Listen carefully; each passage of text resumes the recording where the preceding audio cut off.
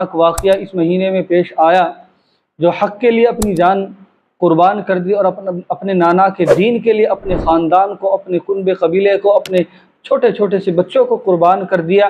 حق کی خاطر کبھی جھکے نہیں، کبھی ہٹے نہیں، کبھی جو ہے آپ اپنی جگہ سے ٹس سے مس نہیں ہوئے۔ آپ نے دین اسلام کے لیے اپنی گردنیں قربان کر دی اور اپنے بچوں کو، اپنی عورتوں کو جو ہے بیوہ کر دیا۔